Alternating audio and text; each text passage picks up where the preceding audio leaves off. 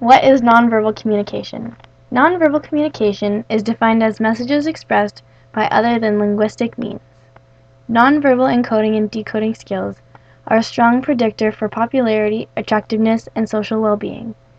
If you have good nonverbal skills, then you will be able to successfully read other people's nonverbal communications and understand what they mean by them. Good nonverbal communicators are more persuasive than those who are less skilled at it, and they create a greater chance of success in a wide range of areas such as careers or romance. The following are topics we will cover in our presentation. The way we communicate is influenced by culture to a certain degree. A study was conducted in Canada where francophones and anglophones rated the gestures of bilingual speakers. The conclusion of the study supported the stereotype that francophones spoke with their hands and used gestures more than the anglophones did. The OK gesture indicates to most North Americans as a friendly affirmation. In other parts of the world, the same gesture has different meanings, such as a vulgar sexual insult in Greece and Turkey. Patterns of eye contact vary around the world. In the Arab world and Southern Europe, a direct gaze is considered appropriate, whereas in other parts of the world, looking at a listener peripherally or not at all is preferred. Deviations away from the norm are likely to make a listener uncomfortable. Some expressions have the same meaning across the globe, such as smiles and laughter. These are signals of positive emotion. Gender.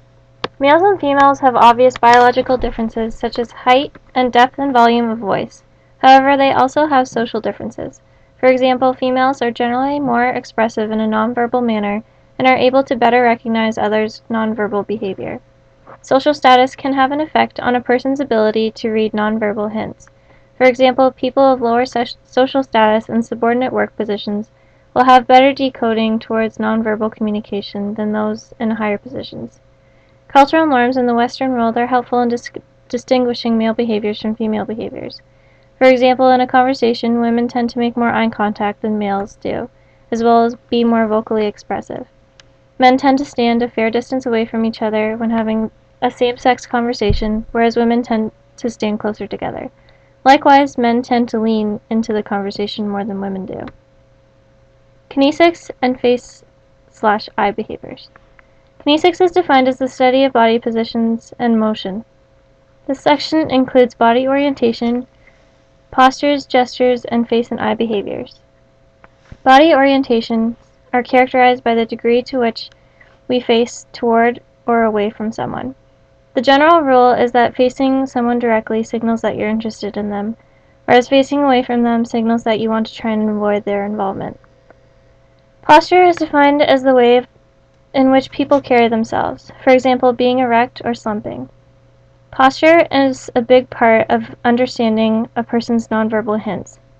An example of this was shown through a teacher who used to watch his students as he taught his lecture to see if he was doing a good job in keeping their attention. If students were slouching or seemed unattentive, he knew that he was boring them. If they were sitting up straight and attentive, he knew that he was doing a good job. He would use this information to tweak his presentation to make them more entertaining. These pictures show body orientation and posture. The posture pictures show different stances in which people carry themselves, which can help you to determine their nonverbal actions. The next part includes gestures that people use to show nonverbal hints. The movements of people's hands and arms are considered the most fundamental of all gestures, since people who are blind have been using their hands and arms to communicate since birth. This is closely related to illustrations, which are movements that accompany speech and can't stand alone. Another type of gestures is emblems, which are deliberate, conscious, nonverbal behaviors that have a precise meaning, usually known to everyone within the cultural group. For example, nodding your head yes or shaking it no. Adapters relate to emblems, but are unconscious signals. Tying all of these things together are affect displays, which is a blend of all gestures. Face and eye behaviors are considered the most noticeable parts of the body during communication, but they can also complicate it. There are so many different kinds of expressions people do with their eyes, eyebrows, and lower face that it can be difficult to read. Positive and negative attitudes can also play on this factor. If we glance towards someone that we know and like, we are able to lock eyes and show that they are interested in talking. This also relates to dominant submission in contact between people. This is similar to the native cultures, who often do not make eye contact with elders out of respect. The following pictures show gestures and eye expressions which may be most common. Some of them include peace, okay, and wave. The eye ones include expressions such as scared, angry, and seductive.